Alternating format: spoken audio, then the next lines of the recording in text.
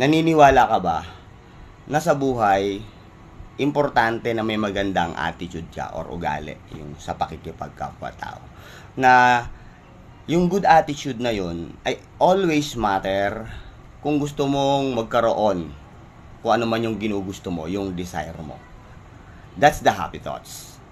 Na nabalik sa alaala ko nung nakikinig ako ng Gospel for Today. Sinabi doon sa Lucas 14:1 verse 1, 7, and 7 to 14. Okay? Sinabi doon is yung kwento ng isang panauhin, di ba? Inimbita ka, tapos we are looking forward doon sa magandang upuan, sa special na upuan. Yung lagi ang gusto natin, na nandun tayo sa paningin ng ibang tao na something different, special, or mas nakakaangat. Gusto natin na nakikita natin sarili natin na gano'n yung trato ng ibang tao sa atin.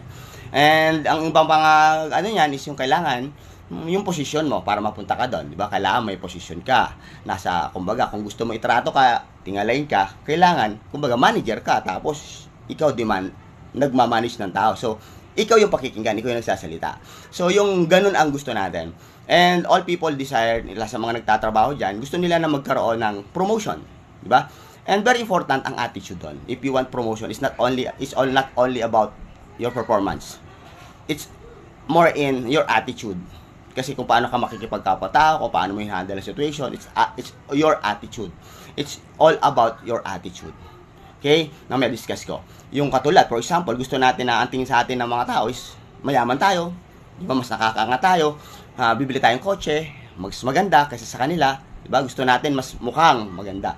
Pero tol, hindi doon mababago ang pagtingin sa atin ng tao. Kahit anong yaman mo, kung bulok ang pagkatao mo, hindi mo makukuha yung respeto. Okay? And that respect, may connection din siya how you get the wealth. Kasi in business, kailangan mo ng connection, ng good relation to the other people. Kasi sila yung pwedeng magbigay sa'yo ng wealth. Ba? Life is a marketing, pinag-usapan natin kahapon. And para mag-gain mo yun, one tool is your attitude. How you communicate with other people. Sa kabang mapagkakatiwalaan, valuable ka ba? Yun ang importante. It's about attitude nga. So, yung iba gusto spotlight, di ba? Ang gusto natin, marami tayong connection. Ang pinakikisamahan lang natin is yung mga taong alam mo mapapakinabangan mo, di ba? Para magkaroon ka ng mas angat sa iba, mas kilala ka ni Mayor, mas may dating ka, mas may power ka. Yun yung usual natin eh. That's why, ang ginagawa natin is, we are wearing our mask para maging suit dun sa posisyon na yon. Nagiging pilingero tayo. Na pag may pagkakataon na hindi mo alam, yung palang ibang tao na napakasimple lang, ay yung pala, ay mas hanggang dikit ni Mayor. So, mas nakakahiya yon, di ba? Iniyayabang mo kasi yung mga tira mo, di ba? Sa salita ng mga language ng mga gangster dyan, may tira yan. Oh. Sa mga kulungan, may tira yan. Ibig sabihin, hindi basta-basta yan. May value yan. Hindi mo pwedeng pakialaman yan. So, ganun din sa buhay, sa atin, sa natural way natin. So, wag natin i-claim na meron tayong tira, na tayo mas angat. Hayaan natin ng ibang tao ang mag-angat sa atin. Kaya nga sabi doon sa gospel ngayon, ang nagpapakataas ay ibinababa at ang nagpapakababa ay inaangat. So, katulad doon sa kwento ng pagiging panauhin, hayaan mong yung ibang tao maglagay sa tamang upuan. Huwag natin iangat yung sarili nating upuan. Alam niyo na ibig sabihin yun, yung pagyayabang, ako ito, ganito ako, ganyan ako. So, people, hindi naman siya mas niniwala basta yun. Maniniwala siya kung nakikita niya sa'yo. And, yung right way na tinuro doon is nga yung humility and pagiging mapagbigay. If you want all that desire na binanggit kanina, ang importante is your attitude. It's always matter. Yung pakikipagkaibigan mo, yung respeto mo sa kaibigan mo, yung hinihingi mong respeto galing sa kaibigan mo, yung value mo, gusto mo mas angat ka, it's all about attitude. And attitude, the good attitude will bring you a good relation. It is our desire. Meron tayong magandang relasyon sa kapwa natin. Dapat yun yung ano natin, yun yung after, dun tayo nag-after. Good relationship with other people. And yung power, yung position, yung respect na i-claim natin, it will follow automatically. Respect, hindi dapat dinidemand. na irespeto mo ako. Respect is dapat ginigain. Through what? Diba? Through giving.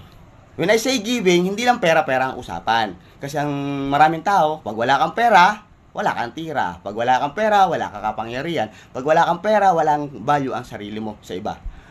Mali po yun. It's not all about the money. Ang money, hindi ko naman sinabing wag kayo maghangad ng pera. Ang tamang paggamit po sa pera is, kaya nga gamit, di ba? Gagamitin mo yung pera to deliver your love. So, ang point doon is, giving your love, hindi giving your money. Kaya ako nasabi na hindi mo kailangan ng maraming pera para mapakita yung pagbibigay, yung pag-ibig, yung respect, di ba? Especially, di ba? And giving is earning, di ba? Napag-usapan natin sa last video. Giving is earning. Earning of what? Respect, di ba? And giving love, okay. Daning nabagsak, sorry. Daning, okay, behave lang.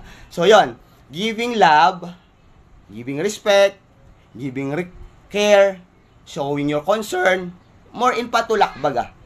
That's the right way of gaining respect if you want to sit on the spotlights. Na kung saan ang makikita na nila sa iyo is yung value mo bilang isang tao na maglulunong respeto, bilang isang tao na mapagbigay ng concern, care sa ibang tao. And that way, yung mga tao mismo ang kukuha sa iyo dun sa likuran at dadalahin ka dun sa sentrong upuan. Iaangat ka nila. Kaya ang nagpapakababa ay inaangat. Yun yung sinabi dun sa Bible verse. Na kung saan umaalign that in life, the attitude is always matter. What is the attitude na meron dapat? Ang tinuro sa atin doon sa Lucas, sa Gospel ngayon, we must have the humility, kababaang loob. More on that yung ating topic, happy thoughts, mga nakaraang linggo. So, being people with humility, kaya mong gawin yung makikipagkapwa sa kahit kanino. Wala kang pipiliin. And makukuha mo yung respeto nila. Sabi nga doon sa Gospel kanina, hindi ka tutulong dahil gusto mo may kapalit. Hindi ka magbibigay kasi may pwedeng ibalik. Mas maganda raw na mas pakainin mo yung mga pingkaw, yung mga mahihirap, yung walang kakayanan, na bawian ka. Kasi on that way, si God ang gagawa ng return para sa'yo. Kasi pag ang binibigyan mo, yung alam mo may maibibigay sa'yo or mahihita ka, diba? Marketing, di ba? Doon sa napag-usapan natin, kapag ganun yung thinking mo, yung kaya ka nagbibigay kasi meron kang makukuha in return. Business yon, hindi yon love and care. Now, kapag ang binigyan mo ay mga walang kakayanan, kumbaga hindi ka namimili, you give your respect sa kahit sa mga simpleng tao, you give your concern sa ibang tao, kung ano yung makakabuti sa kanila, not only about money, you give your love, you show them your compassion, parang ganon. Na kung saan, hindi mo siya ibibigay sa mas may pera. Kasi sila, pwede silang bayaran ka. So, pag nabayaran ka, na-quits na tayo. Di ba? So, kapag doon ka daw nagbigay sa mga walang kakayanang magbayad, si God raw ang magbibigay sa'yo in return. And pag nagbigay si God, di ba? Siksik, liglig, at umaapaw. So, hayaan natin yung ating humility ang maging attitude natin. And in the road papunta doon sa ating mga desire, our goal, our success na gusto natin sa buhay, position man yan, or possession natin sa kung ano meron tayo, yung wealth natin, or yung connection. Whatever your desire is, to get that, the right way is, you must have the right attitude. Good attitude is always matter if you want respect. Good attitude is always matter if you want to be successful on your business deal. The way you talk is portraying who you are. Pagka nagsusuot ka lang ng maskara, makikita yan. Hindi yan long term. Yun yung pag-usapan natin. That's why attitude is always matter to get a good relationship.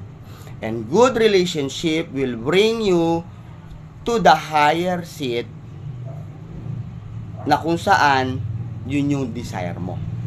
Yung good relationship ay hindi mo siya makukuha kung wala kang humility. And good relationship ay hindi mo makukuha Kung wala kang ugali ng pagbigay, ng care, ng love, ng respect, you must give love.